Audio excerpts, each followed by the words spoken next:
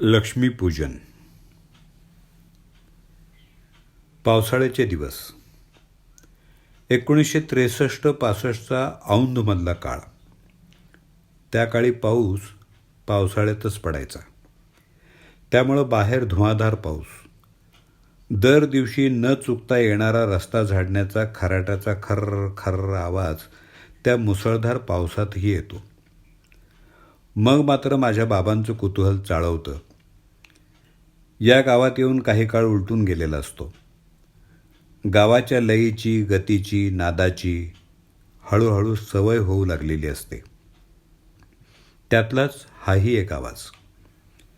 आईबाबांचा सकाळचा दुसरा चहा आणि हा आवाज यांची न चुकता एकत्र येणारी वेळ. एरवी याबद्दल कधी काही वाटलेलं नसतं. आज मात्र या पावसात ते गरमागरम चहा पितायत आणि बाहेर कुणीतरी रस्ता झाडण्याचं काम इमाने इतबारे करतंय, यामुळं थोडंसं अपराधी वाटतं. ते उठतात. दुमजली घराच्या खिडकीतून वाकून खाली पाहतात. 65 ते 70 वयाची एक म्हातारी. भिजू नये म्हणून डोक्यावर नावापुरतंच घेतलेलं कांबळं, ठिगळं लावून पण नीटनेटकी नेसलेली नऊवारी, हातात लांब दांड्याचा खराटा, पावसाचं वरून ओतणारं पाणी, रस्त्याच्या कडेला जमलेला ओला पाचोळा, जमेल तसा गोळा करत उचलून पोत्यात गोळा करत पुढं निघालेली ती असते.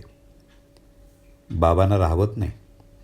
ते वरूनच शुकशुक शुकशुक असं करून हाक मारतात. कधी कुणी बोलण्याची सवय नसलेली त्या म्हातारीला कुणी आपल्याला बोलावतंय हेच समजत नाही. बाबा परत एकदा आवाज देतात. आता मात्र चमकून ती आजूबाजूला पाहते. मग तिचं लक्ष वर जातं.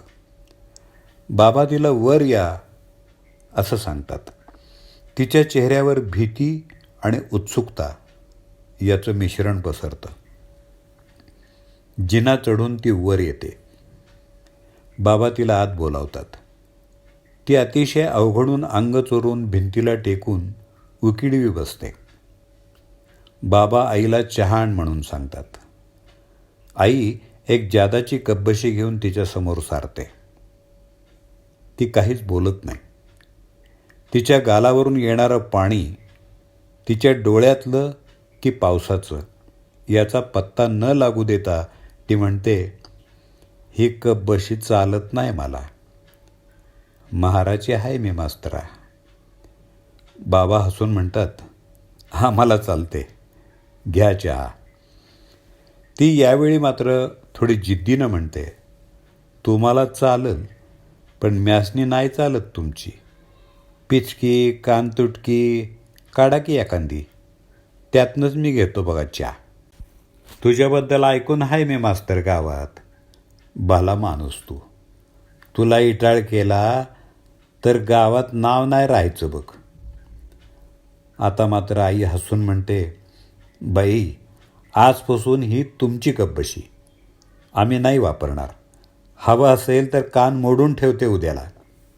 पण रोज आमच्या घरापाशी आलात की वर चहा प्यायला येत जा आणि मग पुढं जा.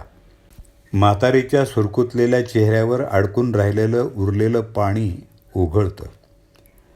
अंगावरच्या जीर्ण कपड्यासारखंच फिकं हसून ती मान डोलावते. त्या दिवसापासून बायजाबाई आमच्या घरी 9च्या सुमारास चहा घ्यायला येऊ लागते. तिच्या खराट्याचा आवाज लांब वरून येऊ लागतो. तो आला की आई चहाचा आधण टाकायची. ती घरापर्यंत पोचेपर्यंत चहा उकळलेला असायचा आणि ती जिना वर चढून येईपर्यंत तो कपात असे. आई, बाबा आणि बायजाबाई तिघंजण कधी मूकपणे तर कधी काही बाई गप्पा मारत चहा संपवत. बाबा शाळेला जात, बायजाबाई पुढचा रस्ता झाडायला आणि आई तिच्या पुढच्या घरकामाला.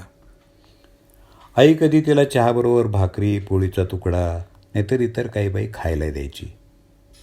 ती तो आनंदानं खात असे. सणासुदीला तिच्यासाठी जेवणी बाजूला काढून ठेवलं जाऊ लागलं. या बायजाबाईचं गावाच्या बाहेर एक झोपडं, नावापुरतं, रात्रीच्या वेळी झोपायला आसरा देणारं.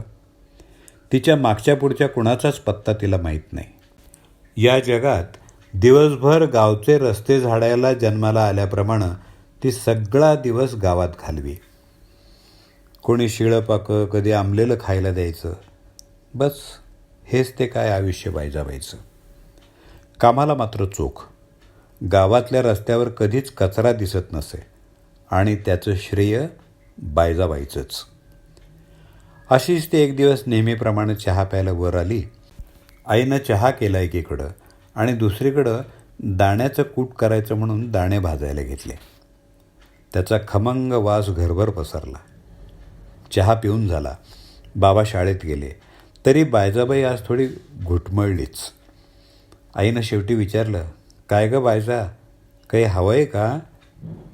ती म्हणाली, बाये, दानं लई आवडत्यात बघ मला. वासानं जीभ चाळवली. देतीस काय वाईच खायला? आईनं, अगं त्यात काय एवढं, असं म्हणत भाजलेले अजून गरम असलेले थोडे दाणे तिच्यासमोर वाटीत ठेवले. तसं बायजा मान हलवत म्हणाली, बाये, हे असलं न गं, भाजताना काळं पडलेलं दे. अगं असू दे, हे चांगले खा की, मी देते ना तुला, असं म्हणत आई तिला आग्रह करू लागली. तसं बायजाबाई म्हणाली, अगं माय, तू देशील ग, आणि मग माझी जीभ सरावली ते खायला की ते काळं जळलेलं नाही की ग जाणार मला.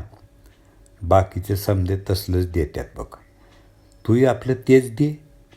यावर काय उत्तर द्यावं हे न सुचलेल्या आईनं मग जमतील तेवढे काळे दाणे बाजूला केले आणि तिला दिले. त्या दिवसापासून मग आई थोडे जास्तच दाणे काळे करायला शिकली. जेव्हा आई दाणे भाजायची त्यावेळी बायजाबाईसाठी काळे दाणे बाजूला काढून ठेवू लागली. हां, शेवटी आयुष्याचा आखून दिलेला मार्ग पुढं जातच असतो. मी आणि माझी बहीण यांच्या जन्मानंतर लहान गावात शाळा नसल्याची तीव्र जाणीव बाबांना होऊ लागते आणि शेवटी औंध सोडून सांगलीला त्यांच्या मूळ गावी जायचं ठरवतात. बातमी गावात पसरायला वेळ लागत नाही. एव्हानाच्या 7-8 वर्षाच्या काळात आईबाबांनी माणुसकीची बरीच पुण्याई गोळा केलेली असते. बातमी पसरल्यापासून गाववाल्यांच्या घरी चक्रा सुरू होतात. मास्तरांनी गाव सोडून जाऊ नये म्हणून आर्जवर, नवस, अगदी प्रेमाच्या धमक्याही देऊन होतात. परंतु मास्तर बधत नाहीत हे पाहून राजासकट गावावर दुःखाचं सावट पसरतं. जायचा दिवस हळूहळू जवळ येऊ लागतो. नेहमीप्रमाणे सकाळच्या चहाला बायजाबाई येतच राहते. बातमी तिच्यापर्यंतही पोचलेली असते, पण ती आईबाबांना जाऊ नका असं कधीच म्हणत नाही. मास्तर, रस्ता जिकडं नेतो तिकडं जायलाच पाहिजे की. हां, खुशाल जा, सगळं भलंच होईल, एवढंच म्हणत राहते. आईबाबांचा निघायचा दिवस उजाडतो. सकाळचा शेवटचा चहा प्यायला बायजाबाई नवाला हजर होते. मूकपणे समोर येऊन बसते. आईनं चहाचा पुढं केलेला कप घेते आणि एका चुरगळलेल्या वर्तमानपत्राच्या कागदाची पुडी बाबांसमोर सरकवते. हे काय ग बायजा, असं म्हणत बाबा ती हातात घेऊन उघडतात आणि त्यांच्या चेहऱ्यावर आश्चर्य मावत नाही. ते न बोलता पुडी आईच्या हातात देतात. आई पाहते तर चांदीचं उदबत्तीचं घर. बाबा कसेबसे शब्द गोळा करत बायजाला विचारतात, बायजाबाई, हे काय हो, कशासाठी? बायजा उत्तरते, माय, आणि तू कायम मला देत आले, म्या कधी बी काय नाही दिलं तुम्हासनी, म्हणून. ते आपला राजा येडाच आहे. अगं दिवाळीच्या वक्ताला मला चांदीचं नाणं दिलतं बघ कधी त्यानं. आता म्या ते काय खाऊ? पोट भरेल का माझं त्यानं? त्याचं हे करून आणलं गावात जाऊन. तुम्ही दोघं बी करताय देवाचं, मग मला बी आशीर्वाद मिळेल ना मग. बायजाच्या डोळ्यातला तो पहिल्या दिवशीचा पाऊस आज आईबाबांच्या डोळ्यात उतरतो. हे आम्हाला न देता विकलं तर त्याचे पैसे मिळतील असं तिला सांगणं म्हणजे तिच्या प्रेमाचा आत्यंतिक अपमान हे बाबांना उमगतं. ते न बोलता ती मोलाची भेट स्वीकारतात. बायजाबाई गडबडीनं निघते आणि म्हणते, आज रस्ते लवकरच स्वच्छ करायची आहे ती. माझ्या मास्तरचा ट्रक जाणार नवं का त्यावरून. शेवटी दुपारचा ट्रक निघतो. बाबा ट्रकवाल्याला हळू चालवायला सांगतात, कारण गावातली 100-1 माणसं ट्रक मागं चालत वेशीपर्यंत पोचवायला येत असतात.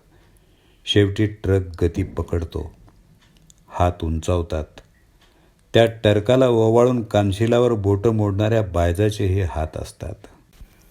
सांगलीला आल्यावर कित्येक दिवस आई भाजल्यावर काळे दाणे बाजूला काढत राहते. त्या काळ्या दाण्याने एक बरणी भरून जाते.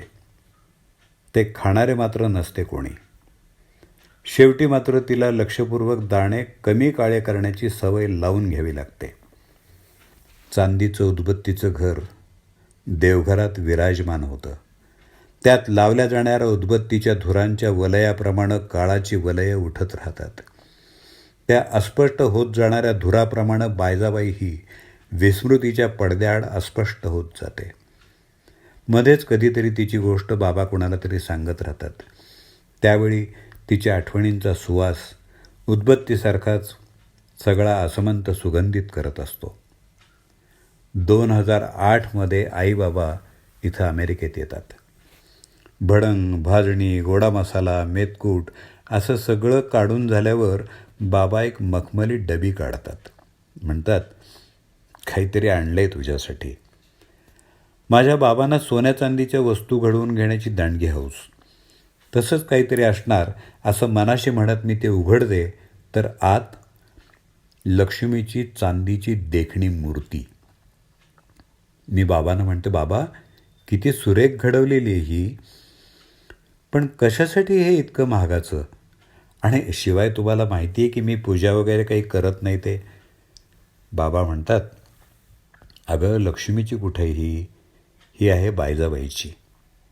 तिचं उदबत्तीचं घर आणि काही थोडी चांदी माझ्याकडची घालून मी बनवली ती.